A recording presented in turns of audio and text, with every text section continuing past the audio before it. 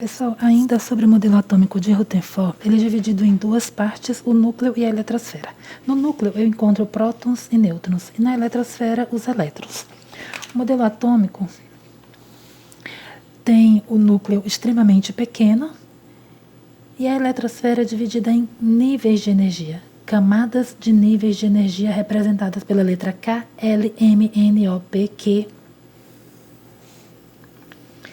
Como são níveis de energia, a que está mais próxima ao núcleo tem menor nível de energia, a que está mais afastada do núcleo tem maior nível de energia. Essas camadas KLMNOPQ, elas têm uma quantidade máxima de elétrons que ela suporta.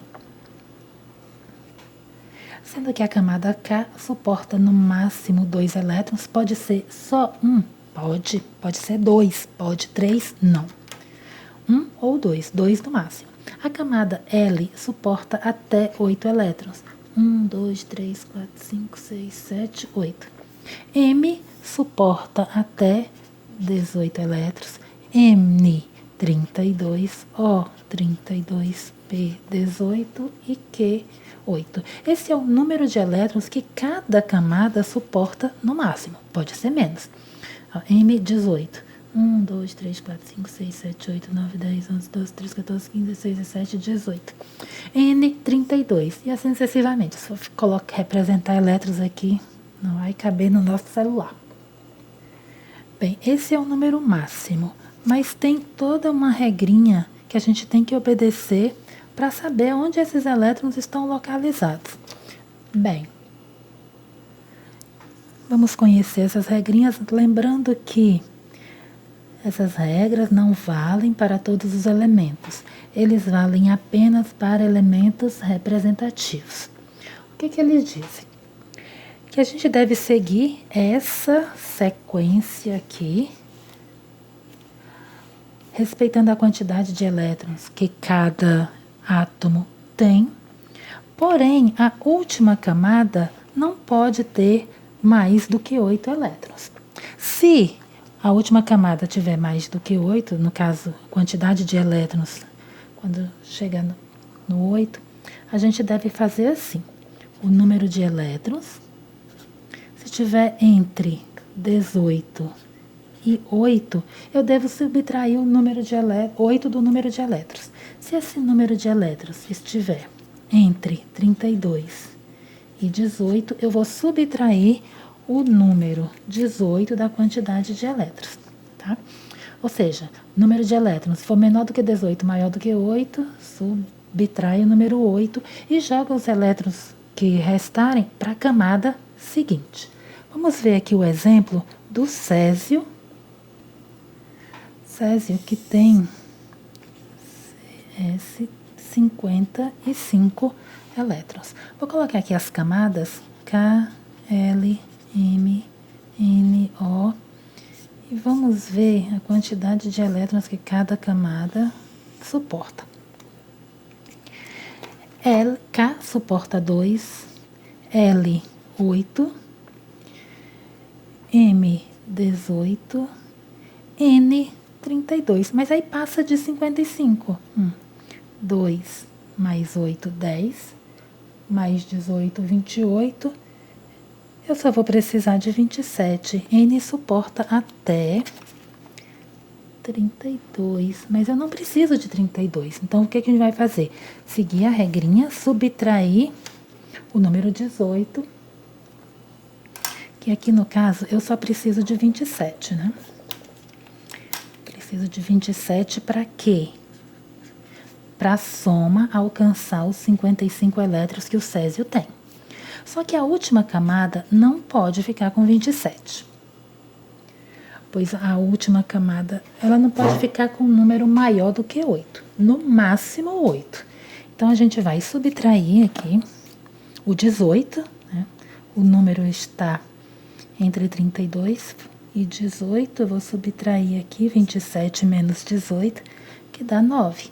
Então, eu posso colocar 9 na última camada? Não, no máximo 8. Então, aqui vai ficar com 8 e a última com 1, porque a soma 2 mais 8 mais 18 mais 18 mais 8 mais 1 é igual a 55 elétrons, que é o número de elétrons que tem o átomo de césio. Então, fica assim, césio 55 tem 2 elétrons na camada K, 8 na L, 18 na M, 18 na N, 8 na O e 1 na P, que eu vou representar bem aqui, o núcleo e todas as camadas com os seus respectivos elétrons. Coloquei aqui todos os níveis de energia, K, L, M, N, O e P, e vou colocar os elétrons também. Na camada K, 2 elétrons. Na L, 8 elétrons. 1, 2, 3, 4, 5, 6, 7, 8. M, 18. 1, 2, 3, 4, 5, 6, 7, 8, 9, 10, 11, 12, 13, 14, 15, 16, 17, 18. Na N, 18 também. 1, 2, 3, 4, 5, 6, 7, 8, 9, 10, 12, 18. Na O tem 8, 1, 2, 3, 4, 5, 6, 7, 8. E na última camada mais energética, P, só tem 1. Representar o filho único aqui. Então, ele tem um único elétron na última camada. Ao todo, são 55 elétrons. Está aqui representado o átomo de césio 55. Entenderam, galerinha esperta? Agora, bora falar sobre a formação de íons. Galera, o que são íons? São átomos que têm carga positiva ou carga negativa, e isso é quando ele ganha ou perde elétrons. Bora ver aqui o exemplo, o átomo de césio, ele tem 55 elétrons, então 55 cargas negativas. Ele também tem 55 prótons, e a quantidade de elétrons e prótons, 55 elétrons, 55 prótons, neutraliza. Então, o átomo é neutro, nem tem carga positiva, nem tem carga negativa. É neutro.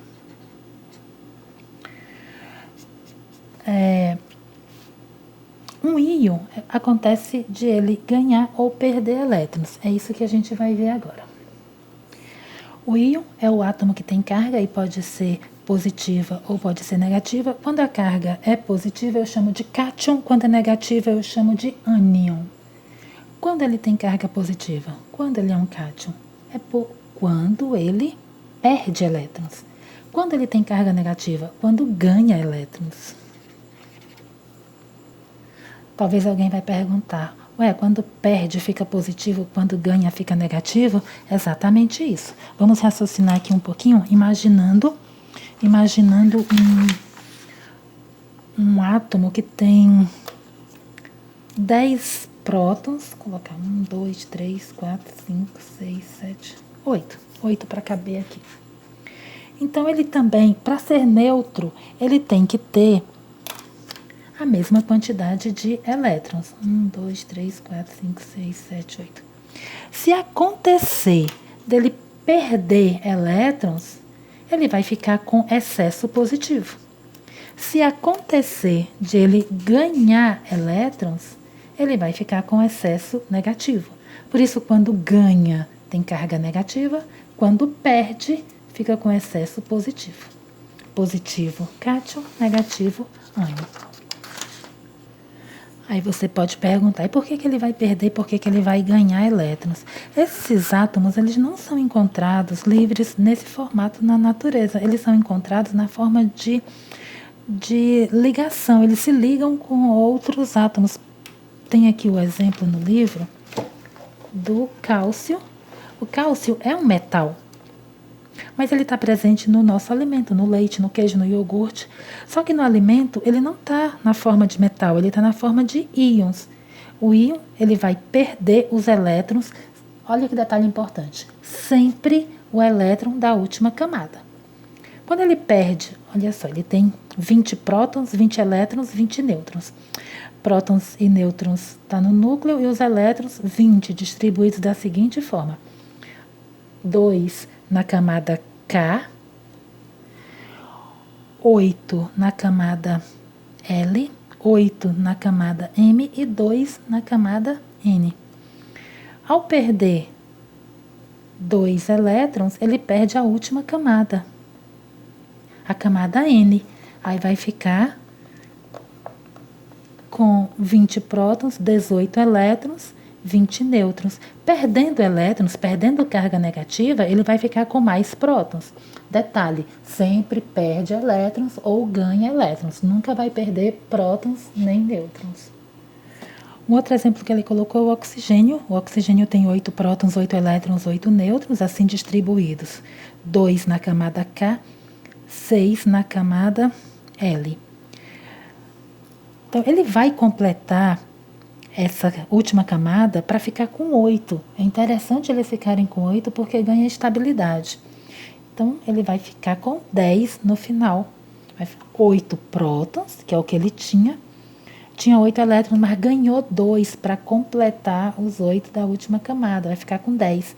Então, ele vai ficar com 2 elétrons a mais. Por isso, a carga é negativa, porque elétron negativo. Bom, é isso, galerinha. Qualquer dúvida, só perguntar. Eu espero que tenha entendido. Leia o livro, leia. Sem a leitura fica difícil de entender.